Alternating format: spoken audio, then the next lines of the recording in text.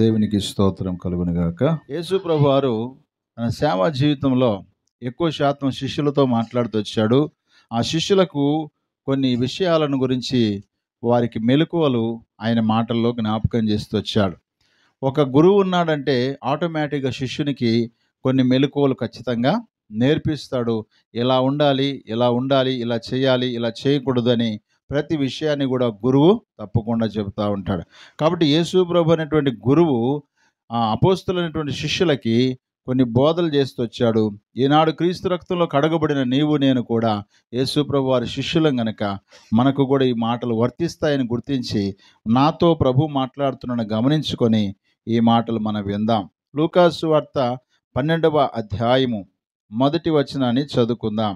అంతలో ఒకరినొకడు త్రుక్కుకున్నట్లు వేల కొలది జనులు కూడినప్పుడు ఆయన తన శిష్యులతో మొదట ఇట్లని చెప్పసాగెను. పరిచయుల వేషధారణ అను పులిసిన పిండిని గూర్చి జాగ్రత్త పడుడి అన్నాడు. వేషధారులైనటువంటి శాస్త్రుల వలె మీరు ఉండక వేషధారణ అనేది మన జీవితంలో ఉండకూడదని ప్రభువైన యేసుక్రీస్తు వారు ఈ యొక్క నూతన సంవత్సరంలో ప్రభు మనతో మాట్లాడుతున్నాడు.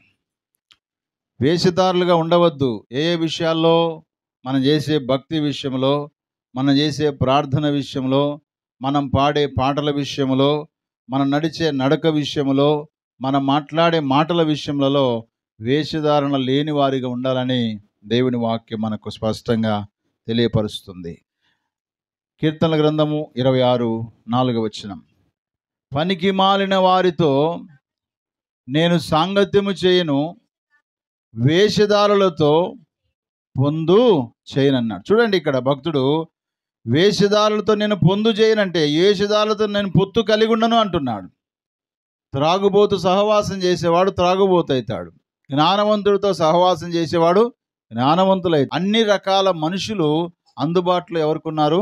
దావీదు మహారాజుకి అందుబాటులో ఉన్నారు. దావీదు మహారాజుకు అందుబాటులో ఉన్నప్పటికీ కూడా ఆయన చెబుతున్న మాట ఏంటంటే వేషధారులతో నేను పొందిక కలిగి ఉండను అన్నాడు. కాబట్టి ప్రియ దేవుని బిడ్డలారా, యేసు ప్రభు వారు చెప్పిన మాట వేషధారులుగా మీరు ఉండొద్దండి. శాస్త్రులు పరిశీల జీవితాల్లో వారు పులిసిన పిండి వలె ఉంటారు, వాళ్ళు చెబుదరే కానీ వారు చేయరనే సంగతిని గుర్తిస్తూ ప్రభు తన శిష్యులతో మాట్లాడాడు. కాబట్టి మన జీవితంలో నూతన సంవత్సరంలో పులిసిన పిండి లాంటి వేషధారణ అనేటువంటిది మన జీవితాల్లో ఉండకూడదని ప్రభు మనకు ఈ నూతన సంవత్సరంలో జ్ఞాపకం చేస్తూ ఉన్నాడు. కాబట్టి మనం ఎవరితో సహవాసం చేస్తున్నామో అది బాగా గుర్తుపెట్టుకోవాలి. యోబు గ్రంథము 22:21 ఒక మాట ఉంది. ఆయనతో మీరు సహవాసం చేసిన మీకు సమాధానము, అలాగున మీకు మేలు కలుగుతుందన్నాడు. కాబట్టి వేషధారులతో సహవాసం చేశామనుకోండి, వేషధారుల జీవితాలు ఎట్లుంటుందంటే చెప్పేది ఒకటి చేసేది మరొకటిగా ఉంటుంది, చూసేది ఒకటి చేసేది ఒకటిగా ఉంటారు. కాబట్టి ప్రియులారా, యేసయ్య మనకు చెబుతున్న మాట వేషధారుల విషయంలో బహు జాగ్రత్త. అనగా అబద్ధ బోధకులు ఈ లోకంలో చాలామంది వచ్చారు. ఇలాంటి వారి విషయంలో మీరు జాగ్రత్తగా ఉండండి.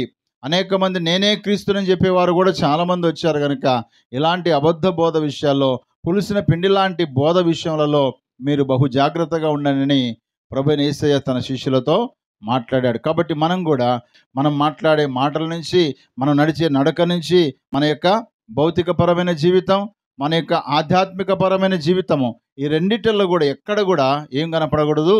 వేషధారణ కనపడకూడదు. ఈ నూతన సంవత్సరంలో వేషధారుల విషయంలో బహు జాగ్రత్త కలిగి ఉండాలని ప్రభు మనతో మాట్లాడుతున్నాడు.